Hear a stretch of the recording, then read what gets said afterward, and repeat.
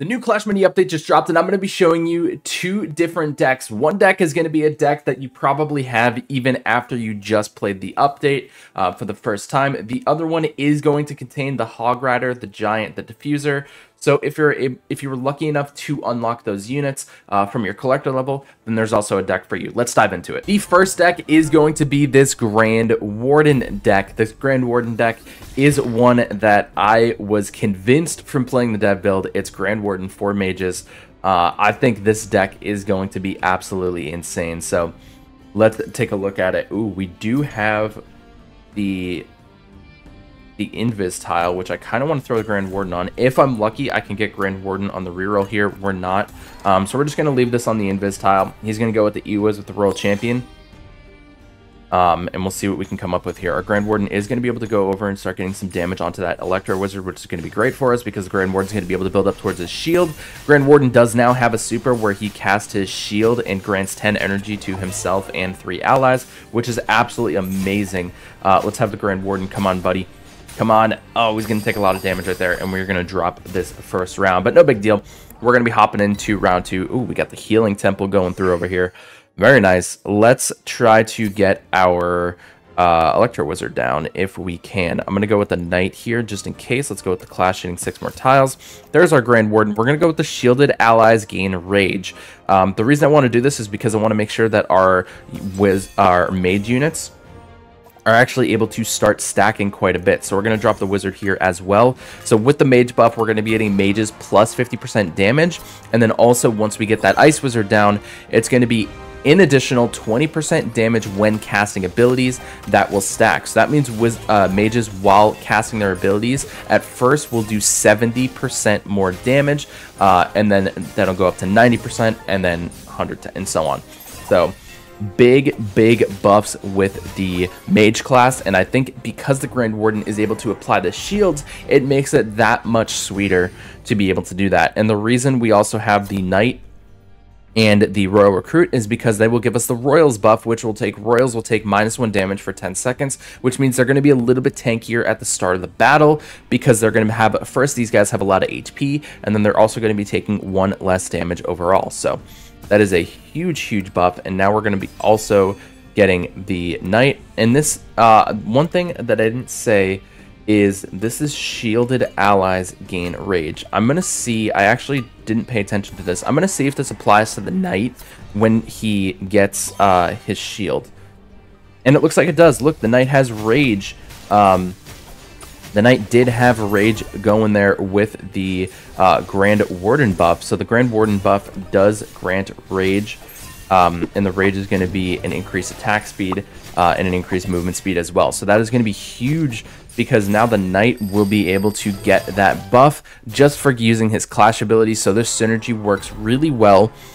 And we're going to get our 4th Wizard down, so that way we can get our abilities going. So I want to grab the Electro Wizard with the 5 hits because he's got multiple units down so far, and then we're going to grab this Ice Wizard here and get this 4 mage buff going. So we have our Grand Warden granting shield to allies, and he will also be granting Rage to those shielded allies. So he's going to get the super right off the bat because of the Ewiz buff, and we should be able to get things going. He's not going to be able to get value from his Lumberjack. His Royal Champion, which one did he upgrade to? He upgraded to the Boast for full energy, not to the 3 units, and we're going to be able to get a nice clean sweep, and we lost a round, but we're able to get a nice victory with this Grand Warden. All right, now we're going to be queuing up with this Pink Fury deck. Pink Fury, especially with the Invis tile, we don't have it here, but with the Invis tile is very strong. Now, the unique thing about Pink Fury that I have realized is that Pink Fury's upgrades only cost 2 elixir. That is actually massive. So Pink Fury getting a big change, a big value change right there. We're going to keep our Dagger Thrower down. And Giant is super important to get down in round 1. So if you do have Giant unlocked and you are playing Giant, it is really important that you get the Giant down in round 1 because Giant's passive ability is that he gains plus 15 bonus HP per round at the start of every round. So Essentially, this is just going to entail that the Giant becomes super tanky, which is incredibly important, especially in a Pink Fury deck like this, because you're working on letting Pink Fury be the damage dealer, not the tank, and you want the Giant to be the tank. So getting the Giant down early is super on. And honestly, I think out of these, Pink Fury's best upgrade is this first one. I think the second one is the third one, and then the third one is the second one, like in terms of upgrade order that I would prioritize in. So now that we have that, let's grab our